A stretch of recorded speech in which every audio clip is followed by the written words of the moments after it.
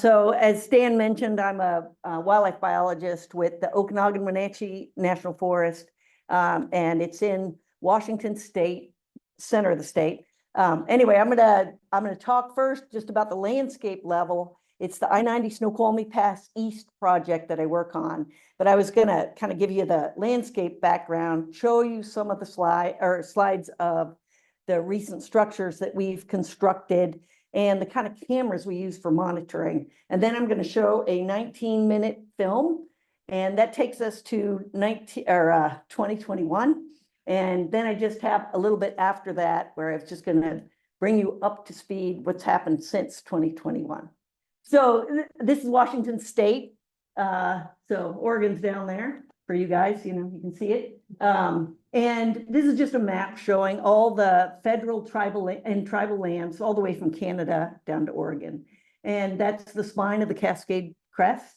So you can see we're pretty lucky. Oregon's very similar, that both sides of the Cascades are basically federal land, whether it's national forest, BLM, national park, or tribal lands.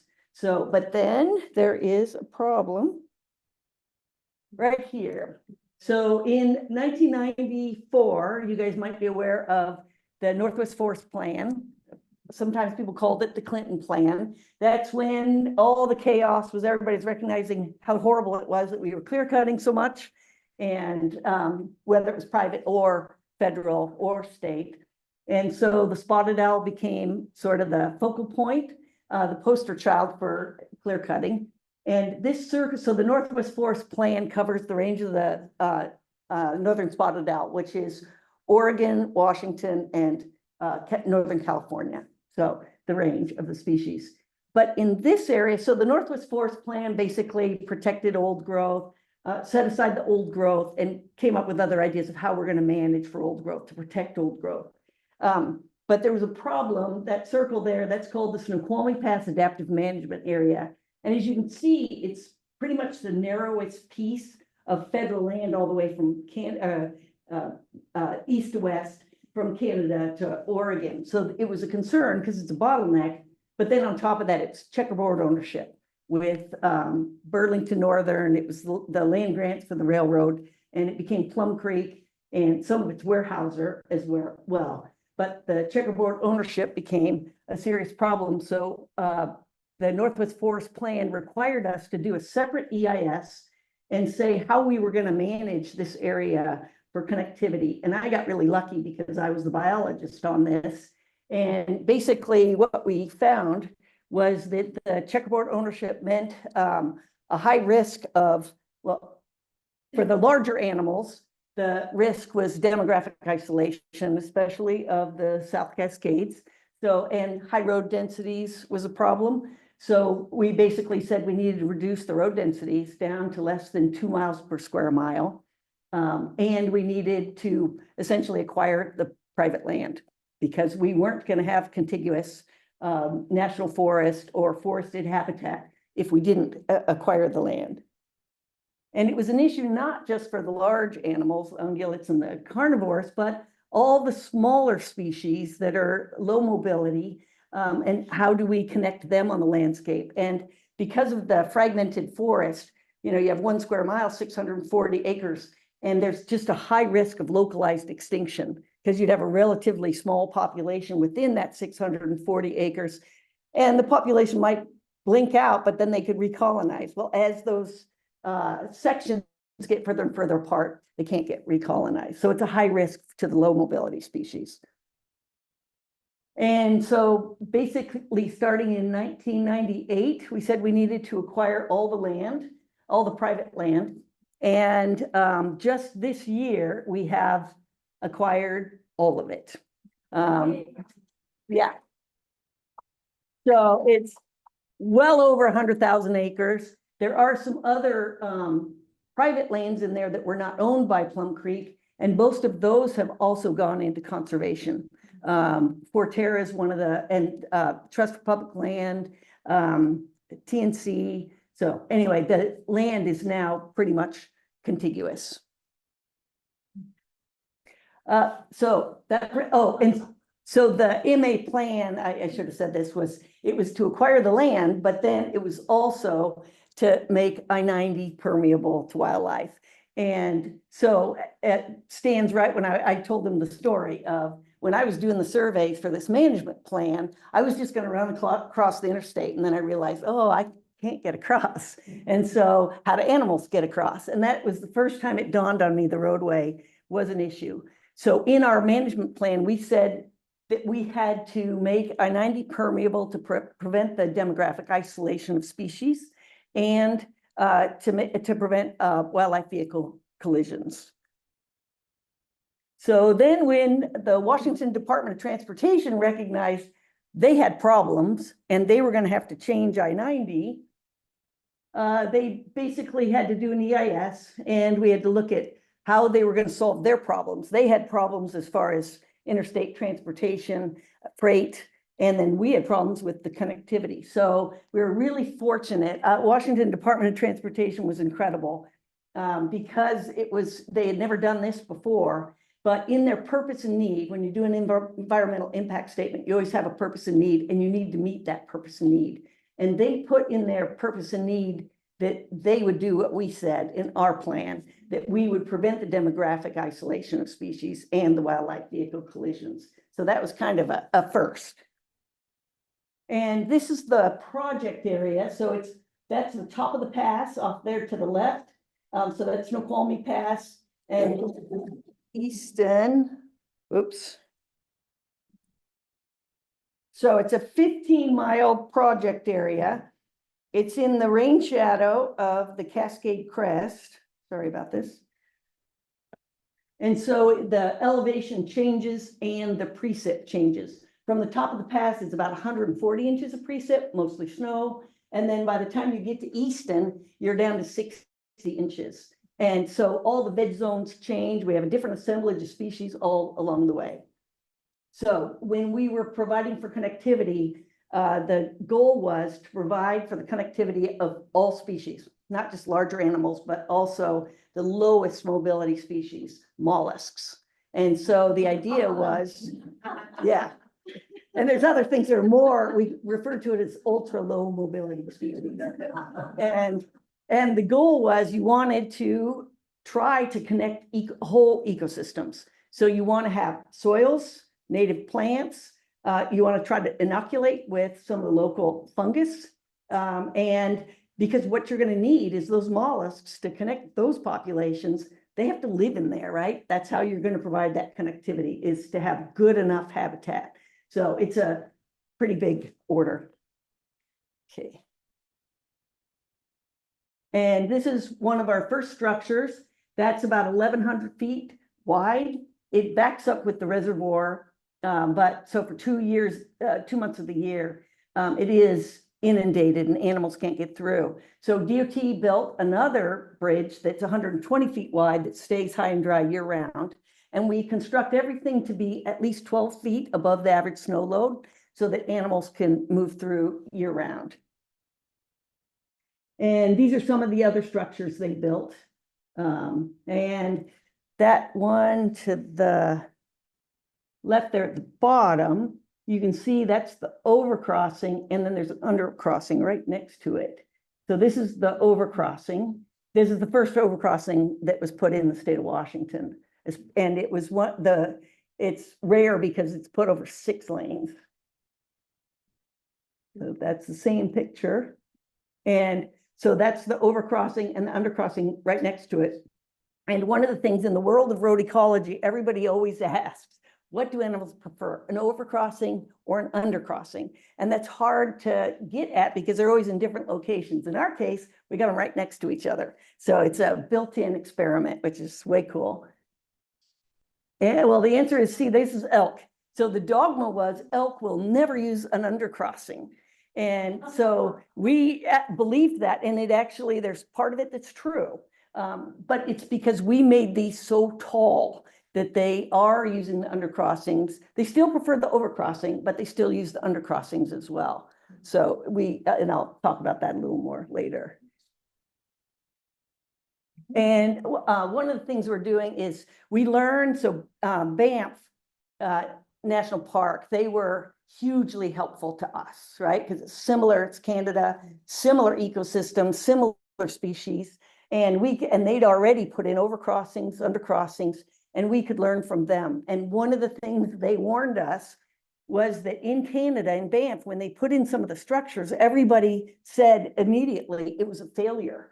And it's because they were focused on black bears, grizzly bears, and they weren't getting used. Well, it's because animals, larger animals, take time to adjust. The elk take about 5 years.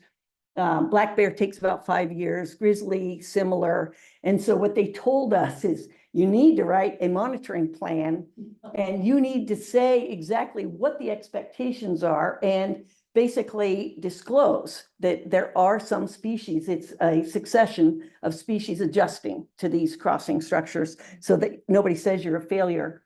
So DOT works with Central Washington University, where my husband is at. And they study, because the unique thing about this project was we weren't just focused on the large animals, we wanted the small animals, the whole ecosystems. So the focus was on the lower mobility species. So we have Dr. Chris Ernest, she's a mammologist, and she studies all of the small mammals. She has lots of graduate students that have worked on this and undergrads. And then Jason Irwin, Dr. Irwin is a herpetologist, and he studies all the amphibians and reptiles. And then Dr. Paul James, who is a fish bio, and he studies all the fish species. And it's been a real benefit to DOT because a lot of times you have consultants you hire and they're very expensive. And working with a local university, it's a lot cheaper. You know, it's like graduate student faculty obviously have most of their things paid for, health insurance, all of that. And so you can just pay them a little extra to help you out, right? And then graduate students get funding from the university, but then DOT contributes to their programs as well. So it's been a really amazing partnership, and we're learning so much about the low mobility species and how to connect ecosystems. And these are the CW's involved in this too, but this is one of the great things DOT did was they put in these networked cameras, and they are infrared at night, and then they're HD video during the day. And so we have somebody that looks at all of these cameras, and then they collect all the data, and then there's a statistician at CW that works on it. Ali Scopa, that's her name. So this is what the infrared looks like. I didn't realize that was video. Anyway, so that's it. I think that's less. Oh, this is what it looks like as well. So you can just see how the animals move. And the infrared is critically important because most of the animals are moving at night. And one of the things we struggled with, though, is there isn't that much video out there of different species. And so it's really hard to ID them. So we had a hard time when it came to species like marten and fisher and badger, and because there just isn't that much video out there, the reference stuff. So DOT is now working with the road ecology program at UC Davis. And they're trying to start doing some AI to identify things so that at least you can screen out the coyotes, the elk, and the deer. And then you can come up with the rare stuff. So you can focus in on what's the video you need to look at.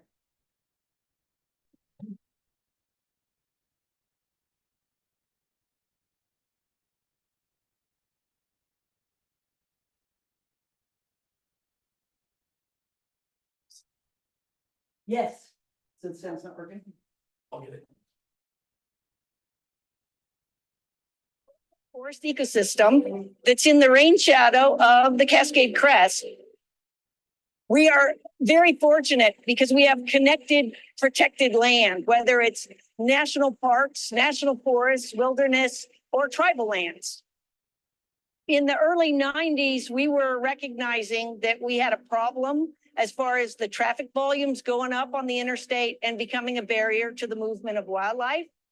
There was a risk that species would become isolated, particularly in the South Cascades, between the Columbia River Gorge, where Washington and Oregon come together, and I-90. You have species like wolverine or black bears or mountain lions that have very large home ranges. Reconnecting habitats and species is critically important to maintaining viable populations in the future.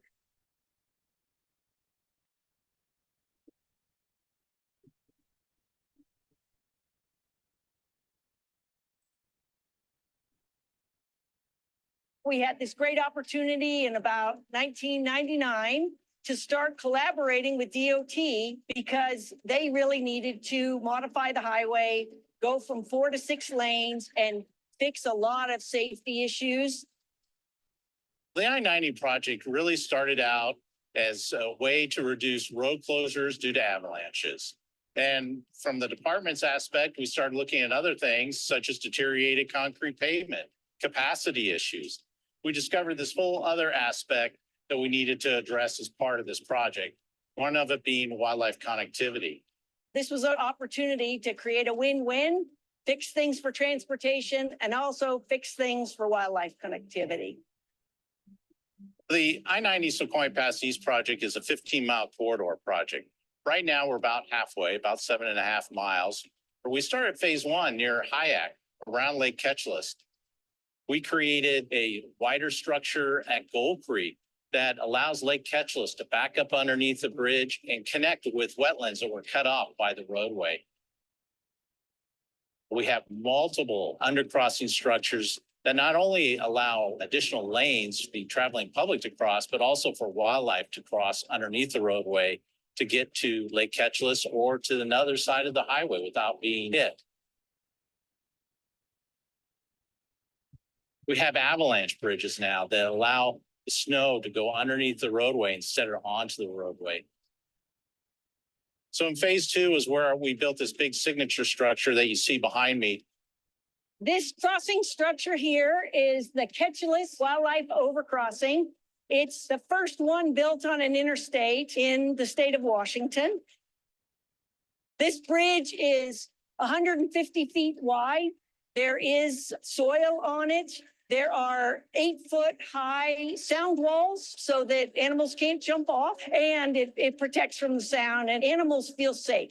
The first time I was on the overcrossing, I honestly was blown away. If I'm thinking like an animal, it made me feel like, yeah, I would want to use that. And what we're learning in just 2 years is that that is definitely true. Animals like the overcrossing and they like the undercrossings. One of the really cool things is we get to see all these interactions. We'll have a coyote crossing and the elk chase it out. The species we've gotten so far to use the crossing structures are deer, elk, bobcat, coyote, raccoon, mountain beaver, pine marten. We think we got a fisher as well.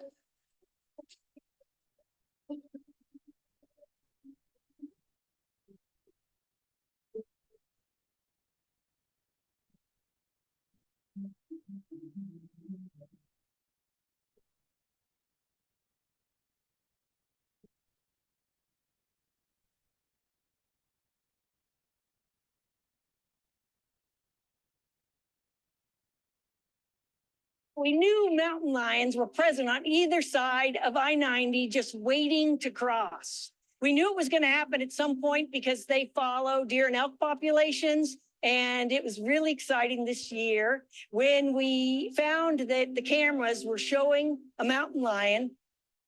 It was great because this year it happened.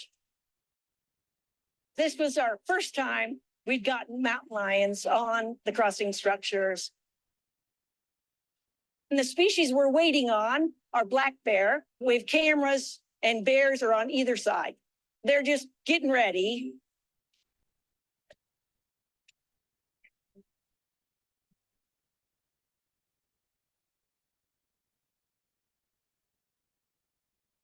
We also, in the future, are looking for wolverines to use these crossing structures. We've also put up our wildlife exclusionary fence. And what we've seen is a drop in numbers of wildlife getting onto the roadway. They also guide wildlife to the different structure areas. That's what people always ask me, Brian, if you build it, will they come? And I said, yeah, they'll come because we'll funnel them to those safe crossings. One of the things I really appreciate about the Washington Department of Transportation is their creativity and innovations, trying to solve some of these problems. We're trying to build habitat within these crossing structures to mimic the natural habitats. We want them to see this seamless transition where they're coming out of this old growth forest and it seems the same all the way through.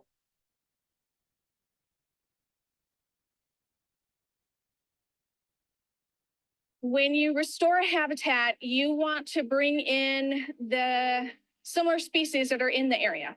One of the successes of a project is you use the native plants that are in the area. They're already adapted to those conditions. The planning is critical in a project like this. You can't just go to any grocery store, pick up a plant, and just expect that it's going to survive. We needed to map the species that we needed for the project, collect the seed, have the seed processed, have the seed then go to a nursery where we can get containerized plants. Once they're developed into the containerized plants, then our contractors will go to the nurseries, pick up the plants, and then bring them to a staging area.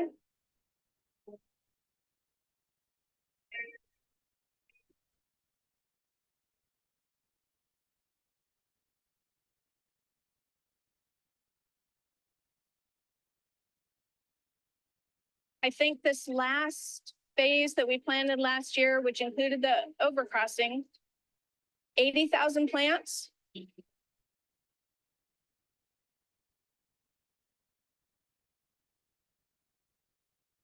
In one of the previous phases of the project, there's a wetland complex that we refer to as Townsend Creek because Townsend Creek runs through it. It's been one of the most successful wetland restorations that I've seen so far. Townsend Creek, at the site where we removed 10-foot box culvert from the old Sunset Highway prism. As you can see, the creek has reestablished itself nicely, and the entire site is looking very natural. When we initially planted the area, most of the plants were maybe 3 feet tall. When I went in 2 weeks ago, the plants were taller than I was. The site has only been here for 4 years. Look at this place.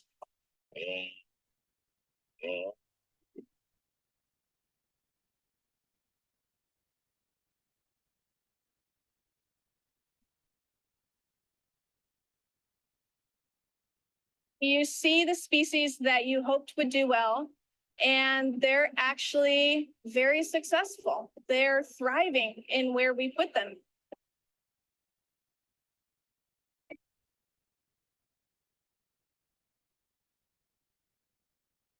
There had been deer and elk pretty much already moving through this area prior to the plants coming. So when we put the plants in, it was like a smorgasbord for them. Seeing the footage from the cameras showing animals eating my plants, it's knowing that you've put the right plant in the right place at the right time. Okay, can I just say? I get giddy. I mean, honestly, I just get giddy. In the early parts of this project, a lot of the data that we needed to find out what animal species were using these areas, what the current status of the native plant populations were, a lot of that data came from Central Washington University. One of the great things about Central Washington University is that they are primarily focused on the low mobility species. Being in an old growth forest ecosystem, we have small mammals, amphibians, reptiles, mollusks, insects, and fish species. Early in this project, people stepped back and said, as part of the changes to the Interstate 90, we need to have ecosystem connectivity. They looked to Central Washington University and said, there's a bunch of expertise. How can they contribute to the project? How can they be brought in? So we have Dr. Paul James, who's a fish biologist. So he's looking at the movements of fishes. So that includes also the endangered bull trout, which is in this area. And then we have Dr. Christina Ernest, who works on small mammals. And her work ranges from small terrestrial mammals like mice and voles, and now even look at the movements of bats in the area. My own work has been on reptiles and amphibians. We're looking at radio tracking of Western toads in the area. Okay, just dig down. Let's do yourself. There you go. This is the first toad that we've radio tracked using one of the new crossing structures. So it crossed completely under I-90 and came through to the other side. One of the species that's really interesting in this area is the coastal giant salamander. It's an endemic to the Pacific Northwest, and it's an aquatic salamander that gets really large. It can be, 6 or 8 inches long. So it's quite a large salamander, but it lives in these mountain streams. So what does a coastal giant salamander need to be able to cross under I-90? The salamanders do really well in the mountain streams up here. The culverts, however, were not good for the salamanders. So in Price Creek, for example, one of our best studied creeks, there was a massive concrete box culvert, and it was a few meters wide. You could walk a bunch of people through it. It was quite long because it had to go under a divided interstate, but the salamanders just would not move through it. So what we did is we went in and we marked a whole bunch of animals. We had 51 marked coastal giant salamanders, some of those north of Interstate 90, some of those south of Interstate 90. And we monitored them for 3 years, and we didn't see a single individual cross through that concrete box culvert. It just was not suitable habitat for them. I think they just felt too exposed. There's no place to hide. When they did the mitigation work, construction came in, they took that box culvert out and put a bridge in instead. So they built an artificial stream bed, placing rocks and logs to mimic the natural streams in the area. 3 days later, we saw our first adult coastal giant salamander move into that artificial stream bed. It's almost like they were just waiting to cross I-90. And so just immediately moved into the habitat. They also have records of individuals moving from the south side to the north and from the north side to the south, and again, permanently residing in their new habitat. So we've connected two populations that were completely separated. We now have gene flow between them. Here we could study one really interesting endemic species and understand, again, how it plays a role in the ecosystem and how connectivity is important to that particular species. We have students out here working with us, learning the techniques, seeing the animals, seeing what a mitigation can do. They've done their master thesis on the different wildlife that use this corridor. So it was just another home run on this project of working with partners and helping educate the community. I think as people cross Snoqualmie Pass, maybe these last couple of years, there hasn't been a lot of work going on, and thinking maybe we're done here at the wildlife overcrossing, but we're not. We still have another 7.5 miles to work on. The next phase will construct the new wildlife overcrossing on the east side of the mountains. It will add an additional lane in each direction, as well as rebuild the existing lanes. And then we'll have lots of under crossing structures. We're really excited about those because we already know that we've got mountain goat on both sides. Research has shown that they've been isolated by I-90 for a long time. And we'll have mountain goats that come all the way over from the Green River and they can't get across. So we're pretty excited because we know that they are just ready to use these crossing structures that are going to be built. As we start construction again, I just would like to remind folks that we'll be back on the roadway. Our contractors, crews, my people from the Department of Transportation, Central Washington students doing studying. Give our people a break and make sure that you're driving the speed limit and you're paying attention to your surroundings. Please do not be on your cell phone while you're driving through our work zone. All our people have families too, and they want to go home and see them at night.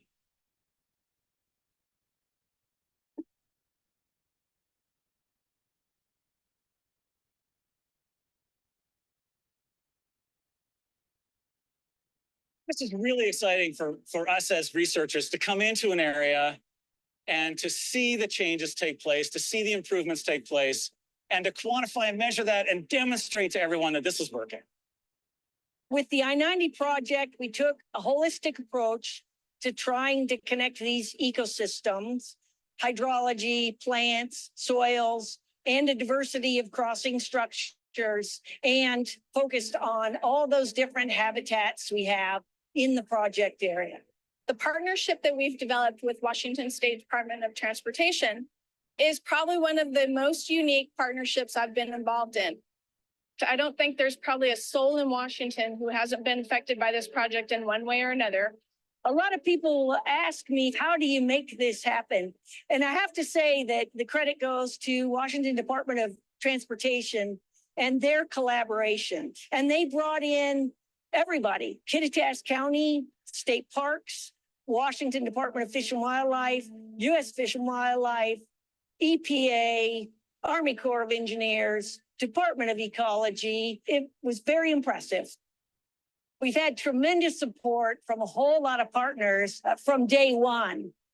In fact, we had to fix our landscape level problem first, and we had Conservation Northwest, Forterra, Sierra Club, everybody under the sun working with us to acquire lands and shore up this landscape. If you were to draw a string diagram and start connecting the dots of the different things that were done on this project, whether it was working with non-governmental agencies like Mountain Sound Greenway, which connected back to Central Washington University, which connected to the U.S. Forest Service. So it wasn't just the Department of Transportation that made it happen. It's all those groups, all their interconnections, all the funding that was provided by our legislature.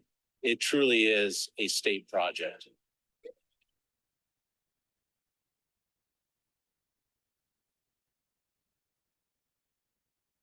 We started this project, there was a lot of lines on paper, a lot of meetings, a lot of talking to the public, talking to our legislative folks.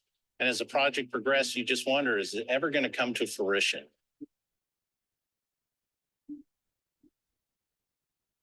When the day came that we were setting the arches on the project, it really kind of hit home that this is going to happen.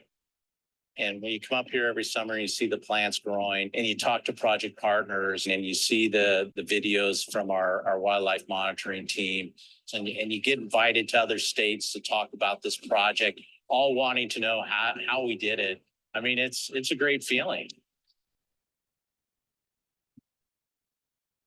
This is going to be something that our whole state can be proud of and see every time they cross Snoqualmie Pass and know that we did the right thing to making not only road improvements, but environmental improvements for future generations to come.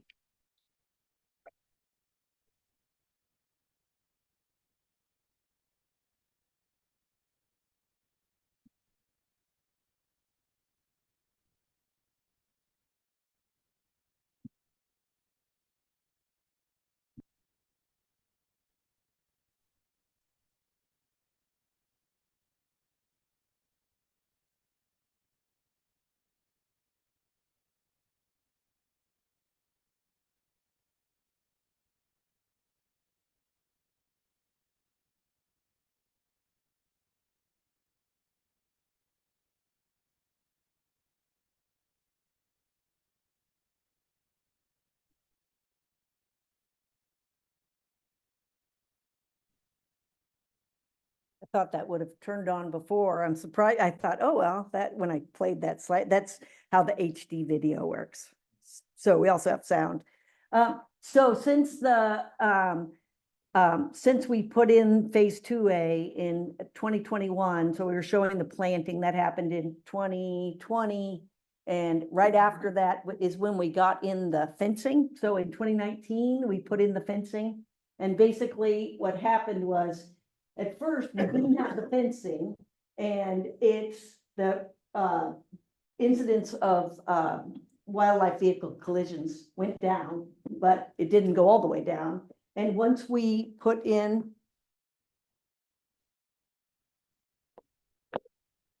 it looks like it went off. I think, yeah, it was crossing with the. Oh, okay, okay, good, thank you. It might be presenter view at home. Okay. So you think I'm good? Yeah, you're good. Okay. Anyway, this is just to demonstrate that once we put in the fencing, wildlife vehicle collisions went to 0.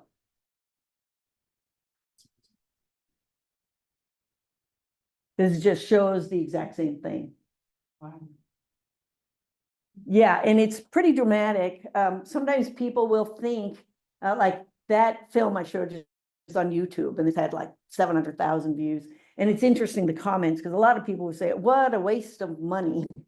And one of the things that they don't understand was we had a study done by Washington State University, and they looked at large crossing structures in the state of Washington related to wildlife vehicle collisions. And most of the large structures they looked at were on I-90 because we have 6 of them.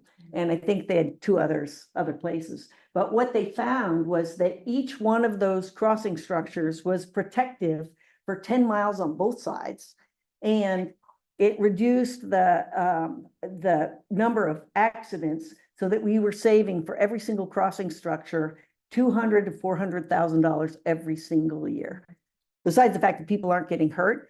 And that doesn't include, you know, if somebody hits an elk, the interstate can close, that affects interstate commerce, all of that. So it doesn't even factor in that. So it definitely is very cost effective. And this is just showing some of the data we had, or we have. And so, you know, I was telling you about that overcrossing, undercrossing, and what things prefer. And so this kind of shows you the elk is in the green. And so you can see the elk, this is the overcrossing on the right there. So more elk use the overcrossing than the thing right next to them. So that's the noble is the one right next to them. So they're using both, but they do prefer the overcrossing. And then the coyotes, it's kind of interesting. There's the coyotes should use all those undercrossings because they would normally use that, right? But they're only going on the overcrossings, thousands of them. And well, it's not thousands, it's just the camera is picking up on the coyote. It could be one that it's in their home range and they're going back and forth. So we don't really know the numbers there. And then with the deer, they pretty much use everything. But if you look at, this is on the far end is the west side of the project where there isn't an overcrossing. And in that case, you know, the coyotes use those just fine, but it just shows they do prefer the overcrossing. And since the structures were put in, we've recorded more than 25,000 large animals. So that's larger than a beaver and larger. So it's a lot of animals. So there was a film before this. It was in 2019, and that was kind of talking about the vision where we were going. And so it was the same filmmaker that made that other one. And this is really good. You can Google it. I highly recommend it. It's now been shown in film festivals around the world, and it's gotten a lot of awards. And this book, Ben Goldfarb, somebody in the audience said, "Are you going to talk about Ben Goldfarb's book?" This just came out this year, and it is incredible. It blew my mind. I'm in the road ecology world. I've read every book there is. They are so boring. I mean, they tell the story, but they're really boring. And this is different. Every chapter blew my mind. I thought I knew everything, and I found out I don't. And this is really a fascinating book. He talks about early naturalists, how they figured out how basically evolution was happening with birds as far as their wings getting shorter, so they didn't get hit under bridges. And, anyway, it's really cool. And then he even talks about, I guess it's Australia, maybe it was New Zealand. Anyway, marsupials that get hit and they'll go and they'll save the joey. So the kangaroo might have died. They'll save the joey, and they have people that in Australia that it's their job to raise those joeys so they can reintroduce them. Anyway, I highly, highly recommend this book, and it makes you realize just how terrible it is that we have so many roads out there and the consequences on wildlife. I was struck by it because it's like we take for granted that we all can get in our station wagon in the 70s. You get in your station wagon, you go to a national park. And it's almost like you think that road was always there. Well, it wasn't. And so there are really major consequences, but he ends it optimistically. And the last chapter talks about I-90, and it's really optimistic. You know, he's kind of like, oh, I can be on that overcrossing and I can imagine wolverines going back and forth. And then, so the last thing I wanted to say was just what some of the things that have happened that we didn't expect. And I have a couple videos I can show afterwards, but I don't want to take everybody's time. One of them was that we got a moose to use the crossing structure. Yeah, moose have been sort of expanding their range from Canada slowly. And but anyway, we were really shocked. This is not something we would have expected. But a moose used one of the crossing structures. We got it on camera. About 2 weeks later, a moose showed up at Mount Rainier. And it's the first time moose had ever been documented in the South Cascades. And everyone talked about the fact that had we not put in those crossing structures, moose couldn't do that. So soon, you guys are going to have moose in Oregon because they love to swim. They will swim right across. We have 3 reservoirs, and they've been seen swimming across the reservoirs. So anyway, I-90 is going to help you guys see moose. Just wait and see. And so we are building, we're halfway through, like they mentioned, and we're building a bunch more crossing structures. These ones are even bigger than what we built. And what I'm finding is we had an agreement in the EIS, what sizes, locations of these undercrossings and the overcrossings. And DOT just keeps making them bigger. It's like, oh, it was supposed to be 320 feet wide. Oh, nope, it's going to be 400 feet wide. And it's just, they're really into it. They believe in this. At first, when we started, this was a hard thing. They deal with transportation. They don't deal with ecosystems. But now they recognize they can do things out there that are really great for the environment. And in this case, it helps transportation as well. And I'm trying to think if there was any other thing that I needed to tell you. Oh, we're still, I mentioned in the film that we're waiting on mountain goats. We're building the crossing structures that are in mountain goat habitat right now.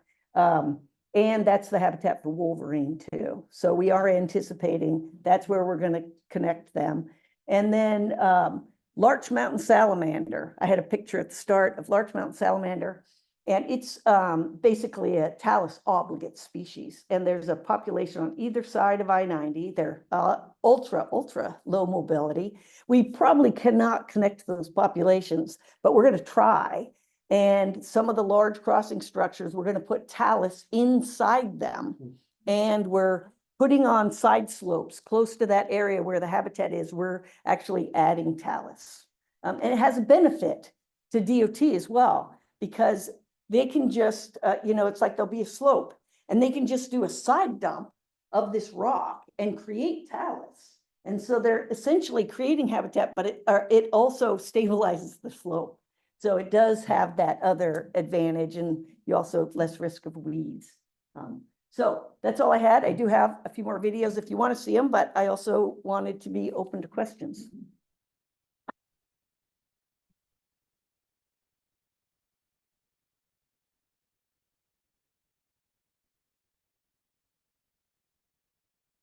Thanks, Patty. That was just an amazing example of getting a diverse group of people working together. I mean, what an amazing, wonderful thing. Oh, for me, it's a miracle. It's really that Brian White, who you guys saw in there, we talk a lot about how did this happen? And we will go and give these talks in different states. And they're like, how did you pull this off? And lately we start thinking, it was just magic. We had the planets aligned. We had like the right people, like my boss in the Forest Service, he supported me so much. And then the next guy that came in, the forest supervisor, that normally, I don't know if it would have happened, but they supported me. And then, within these different agencies, we had people that we all started sharing the same vision and nobody was pushing back. And so it's just luck.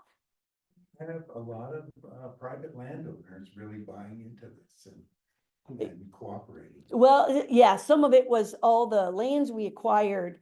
Partly it's when we did that Snoqualmie Pass Adaptive Management Area Plan, the management plan.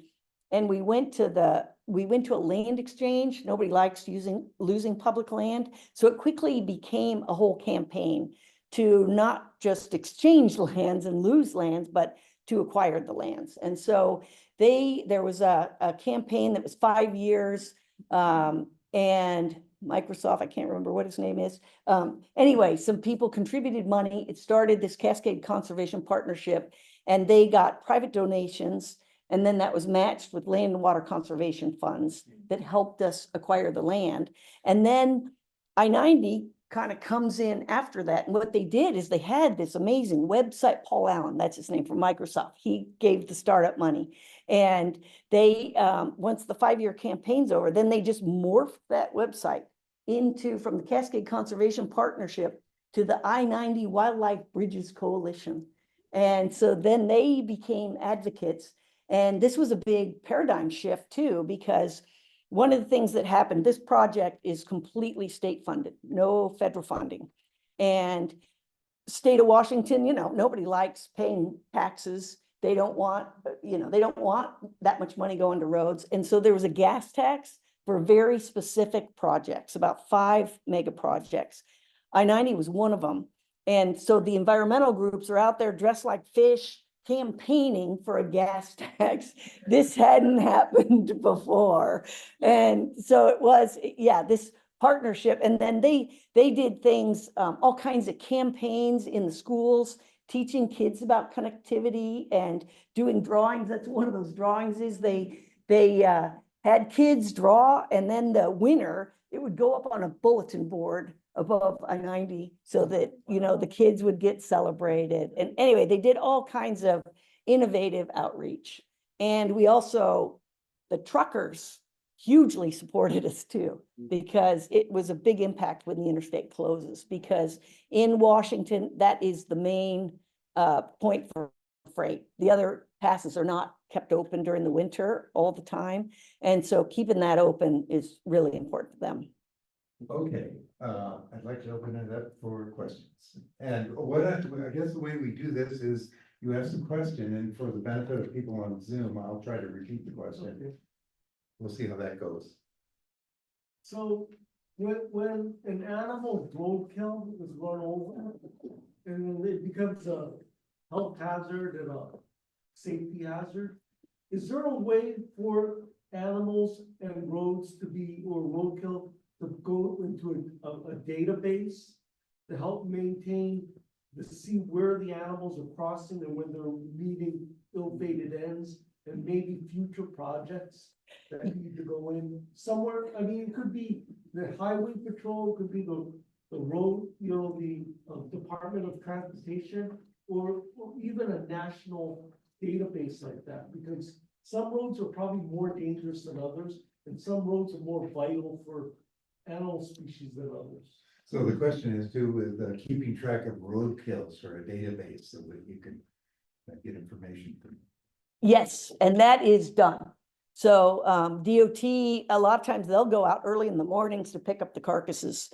So it's not a hazard, right? So you don't necessarily see it, but they track everything. And then we also had a citizen science program where people, anything they saw on the roadway, whether it was alive or dead, they were putting it in a database, and that was helping us. But when we planned I-90, that was the first thing we did, is we looked at where were all the roadkill hotspots, because we at least knew that's where animals are trying to cross.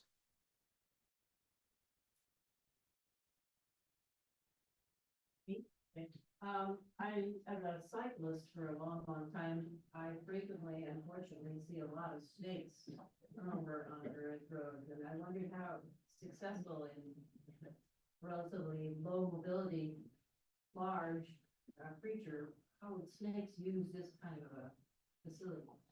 Yes, so the question has to do with how snakes could use this facility. Do you have evidence Yeah. Conserving snakes. So basically, we're trying to connect all ecosystems, all species that are associated with that ecosystem. So the snakes can use the undercrossings and the overcrossings. And one of the things overcrossings are being built sort of through the West. You'll see them in Nevada, Utah, Wyoming, Montana. And they're really helpful, but they're really great for the larger animals more than anything else. And these undercrossings are really critical when you want to connect some of those low mobility species, because the undercrossings, a lot of times, if you can start with a stream, that's the lowest place in the landscape. So you're going to get the greatest clearance if you put in a crossing structure there. But also streams have some of the highest biodiversity. So that's where most of the species are. So if you're going to try to connect any of the amphibians and reptiles, fish, obviously, a lot of the small mammals, we have a lot of small mammals that are associated with water. And so that's how you'll connect to them. So the undercrossings are critically important. Yes, Tom. Great talk. Thank you for a breath of fresh air and some good news. It was wonderful. My question actually is, we're all back here cheering for you. But we're kind of the choir.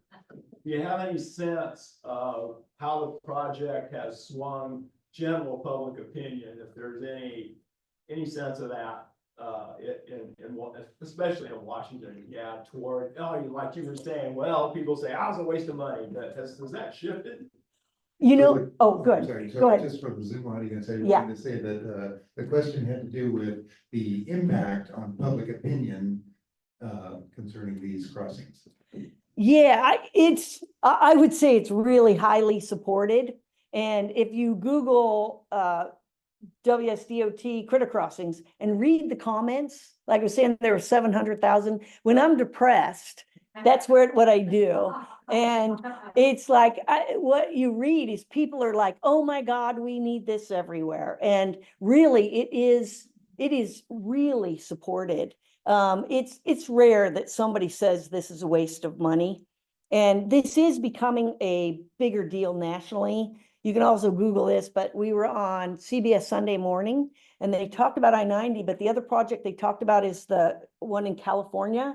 It's on 101, close to LA, and it's for mountain lions. Have you guys heard? Okay. Anyway, that I would Google that and watch that online, because they do a great job of talking about the consequences of inbreeding if animals can't find each other and cross. And they're going to put in a crossing structure that's over 10 lanes, and it's going to be very expensive. But it's incredible. And I think it's just, you're close to wealthier areas and they're getting a lot of private donations. This isn't all public money at all. But I think it is taking on a life of its own. Most states, I think there was a requirement several years ago that states were supposed to come up with their wildlife connectivity plans. And so most states are doing that. There's more and more attention going to that. The bipartisan infrastructure bill includes $350 million for innovative studies and crossing structures for wildlife. So it's trying to encourage that. And the more the data is coming in that these wildlife vehicle collisions are a real huge safety risk on roadways, that's also contributing to people saying, oh yeah, I don't want to hit an elk. I don't, and it isn't just about saving the wildlife, but I would say it really is taking off. So you're going to see more and more of it. You'll see a lot of it in Oregon. People are in Oregon. I couldn't give you the names, but people in Oregon are already, there's a whole group working on this pretty hard right now. And it's also taking off in Europe. They're taking this very seriously, and they're building beautiful overpasses there as well. And worldwide thing. Yeah, and I'd say in Europe, they actually probably started before everybody else. So there were a lot of structures, but unfortunately, some of the places where they put them, they've kind of lost all their native species. So, it's depauperate, but they're doing a great job. But Banff, Banff was amazing. I mean, they really created the laboratory, and part of the emphasis and the reason they put those in was insurance companies. Because the costs were great as far as people getting in accidents with animals, but they really did set the stage for us. We went up to Banff and we went to their crossing structures, and they, you know, taught us a lot. We used their designs to help build our overcrossing, so. How do the costs compare of overcrossings and undercrossings? And are you on I-90 building more undercrossings? So the question has to do with the cost, especially of overcrossings versus undercrossings. It's hard to say, because for a project like this, so you know, part of the reason people put in overcrossings is it's a retrofit, right? They can leave the highway exactly as it is, and then they can just add this thing and they can connect wildlife. You can't necessarily build an undercrossing because, you know, the roadway can't go like this, right? And you need that height so that there is clearance, so that it's very open. So it really is, you just gotta be a little site specific. So, and that is what we work on. It takes a long time to get through these designs, because we identified where we would put undercrossings and overcrossings. And honestly, the places we put the overcrossings is where we couldn't fit an undercrossing, because our preference really was probably an undercrossing because of that biodiversity issue. And the big risk was the elk. The elk are the most limiting. Oh, and I think one of the slides I was going to show you was, it's fascinating to me, is that we have 6 large structures. Our design criteria was 12 feet above the average snow load and a minimum of 120 feet wide. That's what we felt we needed for elk. And I think people felt like we just weren't going to connect elk. We did. We're really lucky, but there's one structure that was constructed for fish. And some of the eastbound lanes are probably 30 feet high. So they have lots of clearance.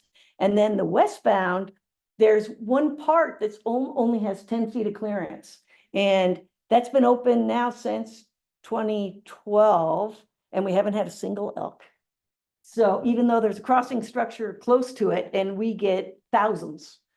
So, oh, and that's something else I wanted to mention that I forgot, is one of the cool things is that on the west side of the mountains, we have the Muckleshoot tribe. And they put collars on elk, and the elk would go all the way over the Cascade Crest. They'd come up to the south of I-90, and then they'd sit there. They had actually stopped crossing. And so basically it was genetic isolation. And each of those 6 structures we have are now getting about 1,000 elk a year, each structure. So basically now the connectivity is completely restored for those species. And the mountain lions were starting to show that same isolation. If you saw that video of the mountain lion, it had a collar on. That's muckleshoots. They were tracking that. Now mountain lions are using it a lot. They're going back and forth. But anyway, something I forgot to say. So I've got an online one, if it's okay. This is the only one online, right? It says, have you ever put bat boxes on the underpasses? Bat boxes. And maybe Stan, I don't know, maybe you need to repeat that. Have you ever put bat boxes in the underpasses? So we have a Central Washington University student that's been doing some bat studies. At this point, we have not put bat boxes. And honestly, when we were designing things, it's like a bat box can be added. So when we're dealing with the big construction things, we haven't done that, but in the future, it's highly likely we will do that. Since we live in the Pacific Northwest, this might be a relevant question. At the scale of building the overpasses and so forth, do you have to take into account earthquake preparation, earthquake design? The question has to do with earthquake design, whether these are earthquake proof. Yeah, absolutely. They, yeah, the DOTs, all of them, they have to design things. I mean, you wouldn't have to do this maybe in Illinois, but where there's high risk of earthquakes, which we have, They are designed to be very, very safe. And all the structures are also overbuilt. So it used to be that we would just try to have a width of a stream for a 100-year flood. Now it's like much larger, and everyone's anticipating with climate change that things will change. And one of the things they did on this project is, because the goal was to put one large crossing structure every mile on the 15 miles. And it's not constructible in some places. So instead, we have a bunch of large structures all close together. So they are bunched because we got to do it where it's constructible. But there is, in that 15 miles, a whole bunch of redundancy. So as climate change changes the veg zones, animals are always going to have a place to cross. So that's a benefit. Are there animals that you had expected to make use of these crossings that have not? In other words, have there been failures besides the many successes? Are there animals that you expected, but you have not seen at all using the crossings? No, but some of it is, like I was explaining, there's sort of a succession. So at first you get the generalist species, like coyotes and deer, they show up, mule deer, they show up immediately. And there's some small mammals, some of the shrew species are generalists. They're using the crossing structures, but then there are specialized species that it's going to take time. It's going to take the vegetation, the soils, everything. It's like they are specialized to unique habitats. And that's our goal, is ultimately that those habitats on either side are exactly the same as within the crossing structures. So we just haven't had enough time yet. Most of the structures that are big were just finished. The construction was finished in 2019. And that actually is a very short time frame. We are worried we haven't had as many bear as we want, but we realize that the bear showing up in areas where there just isn't as much human use, and the bear are not doing as well where there's like a lot of recreation on either side. But we do want the bears to do better. They're doing a lot of monitoring sound on the overcrossing, because we want to understand the impacts of sound. We did put in sound walls, but what we're finding is that the animals seem to adjust to the sound. And one of the other things that was dogma was they always told us you need to bundle lanes. So if you were going to have 6 lanes, you want to have all 6 lanes together so that animals have the closest distance, because they're going to bolt through. And we found out that is actually wrong. It's much better to have a big median. So if you saw in some of those crossing structures, there'll be a 50, 70-foot median between the lanes. And actually, it increases the openness, so it's safer. And then it also helps with sunlight and plant growth. So we're getting much better plant growth. So DOT, what they've had to do is there's areas that are rural, urban, and that designates whether you're supposed to have a median or something like that. And they're changing it so that where we're going to have a crossing structure, we're always putting in a huge median, because it'll be more successful. Do you observe many primates like Homo sapiens using the overpasses? Yes, Homo sapiens are the biggest problem. I shouldn't say the biggest, but studies are pretty clear that if people use the crossing structures, animals won't. And what they'll do is animals will try to find a way, right? So they'll get on the interchanges, because we have no way to stop animals from getting on the interchanges. And then when they get on the interchange, now they're trapped between those the wildlife fencing. And we do have these jump outs. There are these areas where it's like an animal, if they're on the roadway, they can sort of climb up a little bit and then they can jump off, but it's a severe drop sort of, so they can't jump back on.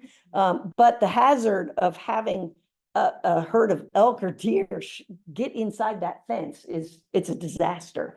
So keeping people out of the crossing structures is critically important, and that's a real education thing. And we are monitoring it because we have those 24-hour cameras. We can monitor that. In general, people are respectful. We do have one area that is problematic because there's a road next to it that's at grade and people will go in there, and that is the crossing structure that is not functioning as well. But the public would really like to take their mountain bikes through there and ski through there. And we even had a situation where people were using the undercrossing like a warming hut, you know, they're out there sledding and they can just use it as a warming hut. But we have an area closure so that we can prevent people from using the crossing structures. Hey, Patty, I know that you drove a long ways yesterday and you must be absolutely exhausted. So if there are no other questions, let's give her a nice round of applause.